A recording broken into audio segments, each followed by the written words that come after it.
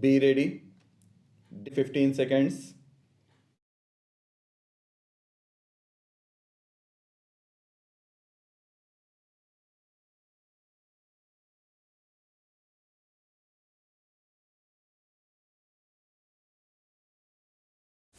Madam, there was also a reference to unemployment, which I agree is a very serious problem, which requires serious attention. Our government has certainly given it the desired attention and taken up those programs which have helped in generating employment both in the rural areas and in the urban areas. According to my friend, the number of unemployed is increasing, maybe compared to 1947 and now, yes. But he must not forget that the India of 2000 is not the India of 1947. The face of India has changed. The face of our rural India has changed. Our population, madam, has more than tripled in this intervening period. If we talk in terms of pure mathematics, then the entire population of India as on 15th August 1947 has been brought above the poverty line. But what have they themselves been doing for the poor and for the unemployed, both in West Bengal and in Tripura? Have unemployment and poverty vanished from West Bengal? Has it vanished in Tripura?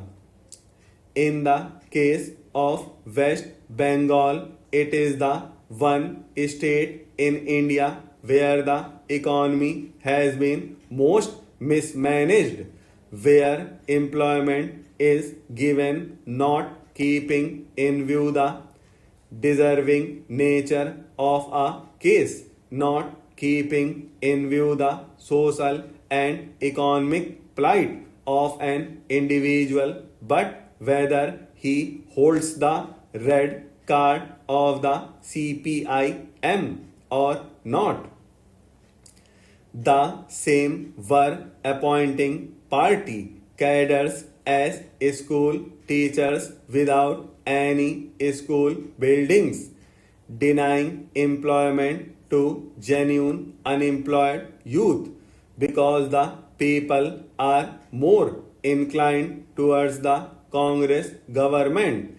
These friends on the other side are becoming upset to an extent that they have refused to accept the verdict of the people. They have refused to accept the mandate given by the people to Congress party, even in the latest election in Tripura. Madam, coming back to the situation which prevailed last year, it is a matter of concern that we continue to have a serious challenge posed by the fundamentalists.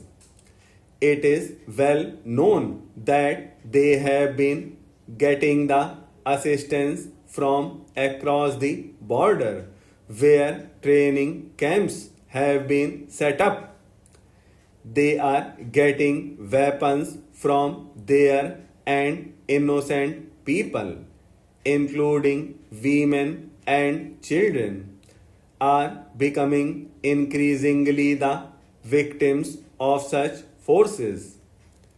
We condemn this outside interference and assistance, and we should not have any reservations.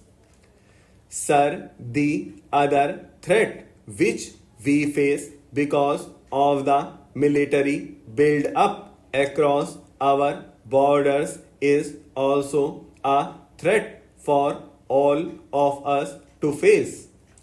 While I will dwell on it later, what I find is that friends on the other side sometimes ignore or refuse to accept that it is equally their responsibility to be one with the government on these issues, those issues which concern all of us as a nation.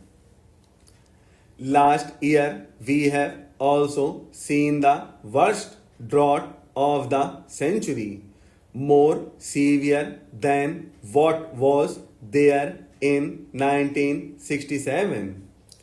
The drought affected 240 districts in the country. In some parts of Saurashtra and Rajasthan, it was for the third or fourth successive year that the drought was there. And in Bengal, Assam, and parts of Bihar do had floods. It was a great challenge, and I commend the government for having geared itself up. The government did not for a moment shy away from its responsibilities. In spite of the enormity of the challenge, the situation was met effectively. We all know with what promptness the central teams were dispatched to all the affected states to assess the damage or the loss.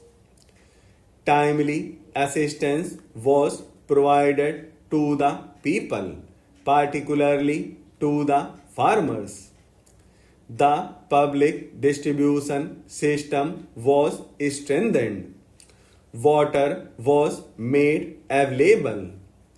Essential commodities were made available, and there was no panic.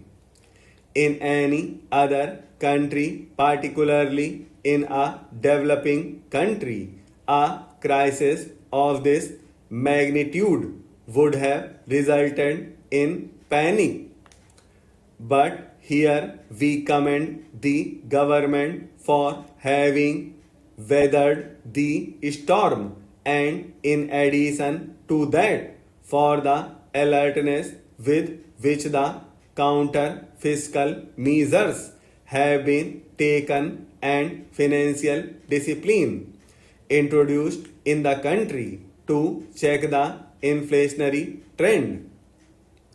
I will not go into details about the economic achievements which have been mentioned in detail by my esteemed colleague. But may I say that this challenge of drought is certainly not over. We must never be complacent. We have to invoke the latest technology to unearth our hidden groundwater resources. We have to ensure adequate growth in production of fodder and also strengthen our public distribution system. I have no doubt that the government, which has demonstrated clearly its abilities and its determination, will be able to do it. I may briefly mention about some of the very significant achievements during 1988. In spite of all challenges, we expect an industrial growth of 8 to 9%. This is commendable, and I hope our friends on the other side though they oppose this motion, will not disagree with something which is so visible and clear.